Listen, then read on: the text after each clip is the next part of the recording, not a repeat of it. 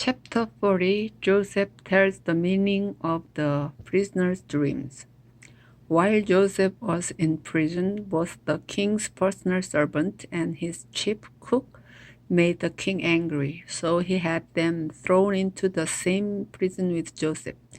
They spent a long time in prison, and Potiphar, the official in charge of the palace guard, made Joseph their servant. One night, each of the two men had a dream, but their dreams had different meanings. The next morning, when Joseph went to see the men, he could tell they were upset, and he asked, "Why are you so worried today?"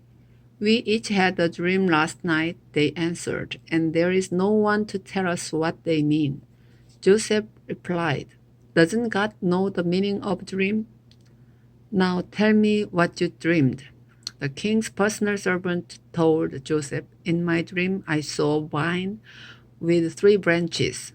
As soon as it budded, it blossomed, and its grapes became ripe.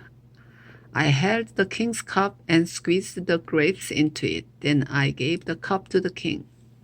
Joseph said, "This is the meaning of your dream. The three branches stand for 3 days, and in 3 days the king will pardon you. He will make you his personal servant again, and you will serve him his wine, just as you used to do. But when these good things happen, please don't forget to tell the king about me, so I can get out of this place. I was kidnapped from the land of the Hebrews, and here in Egypt I haven't done anything to deserve being thrown in jail." When the chief cook saw that Joseph had given a good meaning to the dream, he told Joseph, "I also had a dream.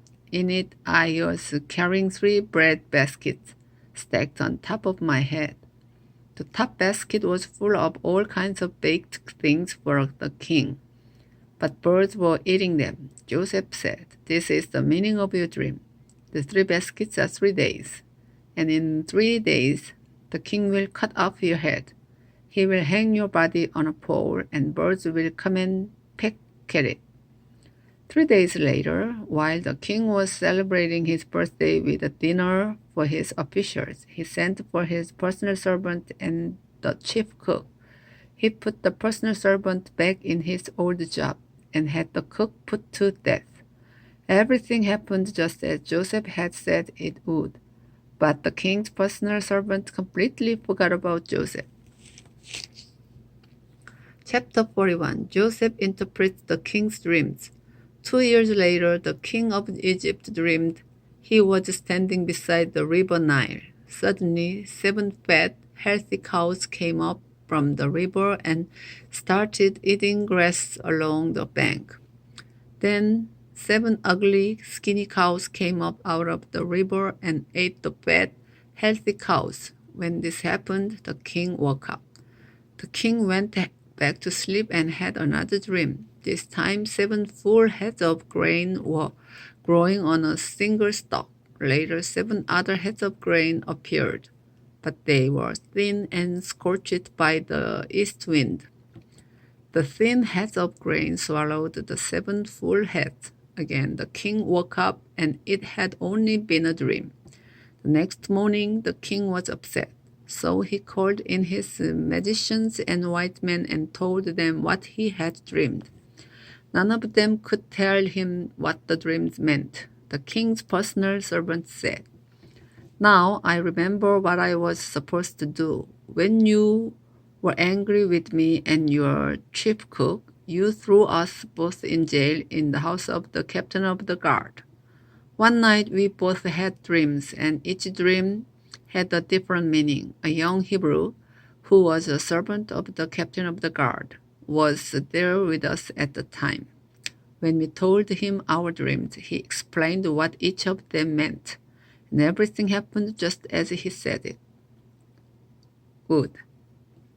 I got my job back, and the cook was put to death. The king sent for Joseph, who was quickly brought out of jail. He shaved, changed his clothes, and went to the king. The king said to him, "I had a dream, yet no one can explain what it means. I am told that you can interpret dreams. Your Majesty, Joseph answered. I can't do it myself, but God can give a good meaning to your dreams. The king told Joseph, I dreamed. I was standing on the bank of the river Nile. I saw 7 fat, healthy cows come up out of the river. They began feeding on the grass. Next, 7 skinny, bony cows came up out of the river. I have never seen such terrible-looking cows anywhere in Egypt. The skinny cow are the wet ones, but you couldn't tell it because these skinny cows were just as skinny as they were before. Straight away, I woke up. I also dreamed that I saw 7 heads of grain growing on one stalk. The heads were full and ripe. Then 7 other heads of grain came up. They were thin and scorched by a wind from the desert.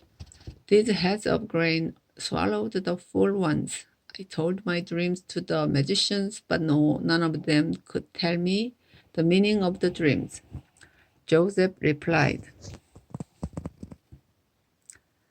Your Majesty, both of your dreams mean the same thing, and in them God has shown what He is going to do. The 7 good cows stand for 7 years, and so do the 7 good heads of grain. The 7 skinny, ugly cows that came up later also stand for 7 years, as do the 7 bad heads of grain that were scorched by the east wind. The dreams mean there will be 7 years when there won't be enough grain. It is just as I said. God has shown what He intended to do. For 7 years, Egypt will have more than enough grain. But that will be followed by 7 years when there won't be enough. The good years of plenty will be forgotten, and everywhere in Egypt people will be starving. The famine will be so bad that no one will remember that once there had been plenty. God has given you 2 dreams to let you know that He has definitely decided to do this and that He will do it soon. Your Majesty, you should find someone who is wise and will know what to do, so that you can put him in charge of all Egypt. Then appoint some other officials to collect 1/5 of every crop harvested in Egypt during the 7 years when there is plenty. Give them the power to collect the grain during those good years and to store it in your cities. It can be stored until it is needed during the 7 years when there won't be enough grain in Egypt. This will keep the country from being destroyed because of the lack of food. Joseph is made governor over Egypt. The king and his officials liked this plan. So the king said to them, no one could possibly handle this better than Joseph, since the Spirit of God is with him. The king told Joseph, God is the one who has shown you these things. No one else is as wise as you are or knows as much as you do. I am putting you in charge of my palace, and everybody will have to obey you. No one will be over you except me. You are now governor of all Egypt. Then the king took off his royal ring and put it on Joseph's finger. He gave him fine clothes to wear and placed a gold chain around his neck.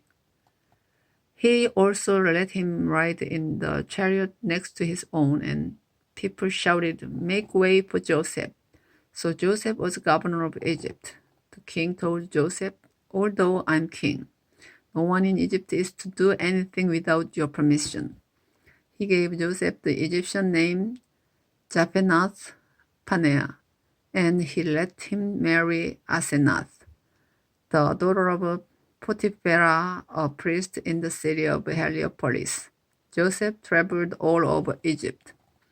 Joseph was 30 when the king made him governor, and he went everywhere for the king. For 7 years there were big harvests of grain.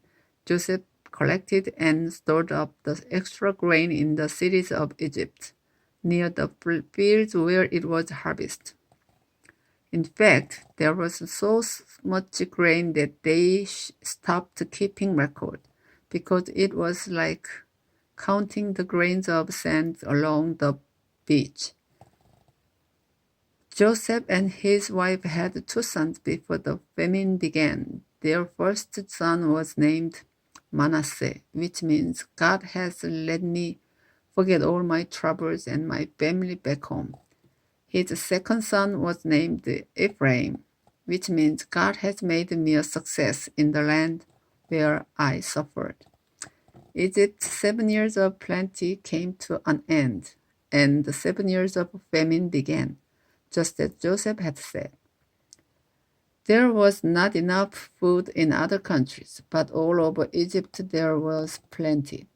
When the famine finally struck Egypt, the people asked the king for food, but he said, "Go to Joseph and do what he tells you to do." The famine became bad everywhere in Egypt. So Joseph opened the storehouses and sold the grain to the Egyptians. People from all over the world came to Egypt because the famine was severe in their countries.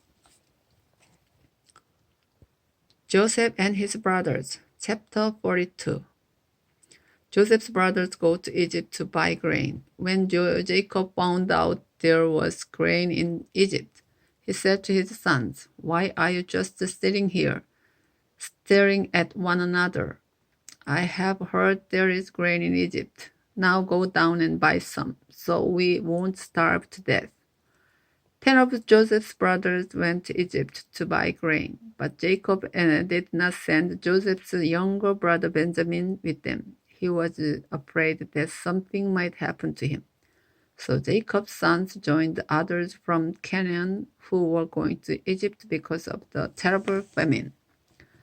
Since Joseph was governor of Egypt and in charge of selling grain, his brothers came to him and bowed with their faces to the ground.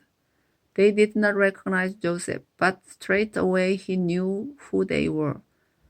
Though he pretended not to know, instead he spoke harshly and asked, "Where do you come from?" "From the land of Canaan," they answered. "We've come here to buy grain." Joseph remembered what he had dreamed about them and said, "You are spies. You've come here to find out where our country is weak." "No, sir," they replied. "We're your servants, and we have only come to buy grain. We are honest men, and we come from the same family. We are not spies." "That isn't so," Joseph insisted. "You've come here to find out where our country is weak." But they explained, "Sir, we come from a family of 12 brothers. The youngest is still with our father in Canaan, and one of our brothers is dead." Joseph replied, "It's just like I said, you're spies, and I'm going to find out who you really are. Swear by the life of the king that you won't leave this place until your youngest brother comes here. Choose one of you to go after your brother, while the rest of you stay here in jail. That will show whether you are telling the truth. But if you are lying, I swear by the life of the king that you are spies." Joseph kept them all on the guard for 3 days before saying to them, "Since I respect God, I'll give you a chance to save your lives. If you are honest men, one of you must stay here in jail, and the rest of you can take the grain back to your starving families. But you must bring your youngest brother to me. Then I'll know that you are telling the truth and you won't be put to death." Joseph's brothers agreed and said to one another, "We are being punished because of Joseph. We saw the trouble he was in, but we refused to help him when he begged us. That's why these terrible things are happening." Reuben spoke up. "Didn't tell you not to harm the boy? But you wouldn't listen, and now we have to pay the price for killing him." They did not know that Joseph could understand them, since he was speaking through an interpreter. Joseph turned away from them and cried. But soon he turned back and spoke to them again. Then he had Simeon tied up and taken away while they watched. Joseph's brothers returned to Canaan. Joseph gave orders for his brothers' grain sacks to be filled with grain and for their money to be put in their sacks. He also gave orders for them to be given food for their journey home. After this was done, they each loaded the grain on their donkeys and left. When they stopped for the night, one of them opened his sack to get some grain for his donkey, and straight away he saw his money bag. "Here's my money," he told his brothers, "right here in my sack." They were trembling with fear as they stared at one another and asked themselves, "What has God done to us?" When they returned to the land of Canaan, they told their father Jacob everything that had happened to them. "The governor of Egypt was rude and treated us like spies, but we told him we are honest men, not spies. We come